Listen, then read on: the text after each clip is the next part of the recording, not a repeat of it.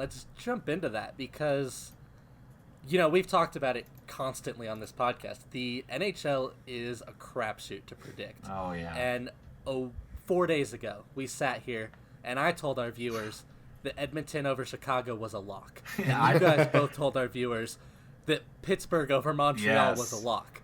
Well, we're one game into each series, and both of our teams are trailing. So that's about what predicting the NHL is often like. And some of these, like the Chicago-Edmonton game to me was just how Chicago came out of the gate. Mm-hmm. I don't think that Pittsburgh is really in jeopardy. I think they'll bounce back. I'm not as sure about Edmonton. That's why I called them a pretender, man. It's like I just think that Mike Smith is Garbo. I mean, we saw that yesterday, and then their defense needs a little bit of a makeover, I guess. I mean, it's just the lack. To me, it's the lack of anything on the wing. Like, they've got the best center depth in the NHL, in my opinion. If you count guys that are playing wing but are actually centers, like your 1, 2, 3, 4 at center, if you actually played them all at center, would be McDavid, Draisaitl, Nugent Hopkins, and AA, which is insane. But then your number one winger would be Kyler Yamamoto, who's played 25 games in his career, and after that you're on Zach Cassidy. Yeah, exactly, dude. So I don't know what they got going on. They are the epitome of just high-end talent, and then very absolutely drops off after that. Mm-hmm. Yeah, Marshall was telling me last night he thinks Draisaitl ends up winning the Hart, and I kind of agreed on that based on the lack of depth that the Oilers have overall. They were carried by their top players for sure. Mm-hmm. Yeah, he had McDavid, which everyone likes to say, well, he did it next to McDavid. He did it next to McDavid and nobody else. Well, and then half the season he wasn't even playing with McDavid. Right. Yeah, so he did it all alone. I mean, he had Nuge. Nuge is a little bit of help, but not like...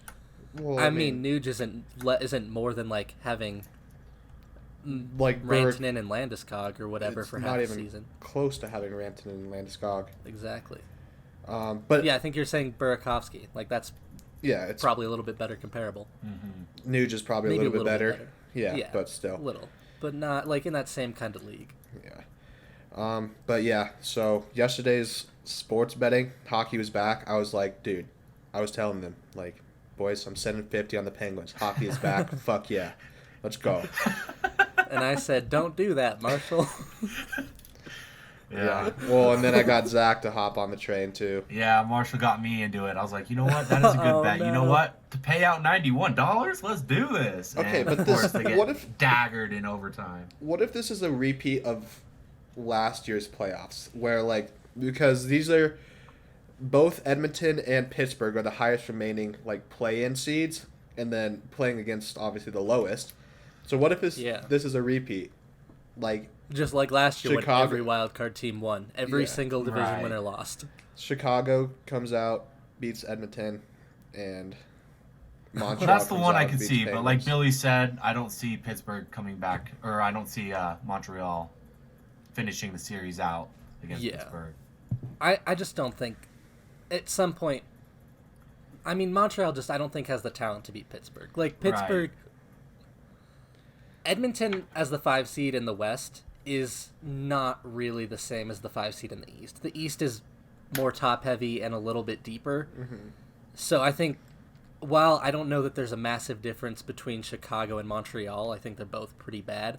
I think there is a massive difference between Pittsburgh and Edmonton, which is why I think one of them will bounce back and the other really needs to step it up here.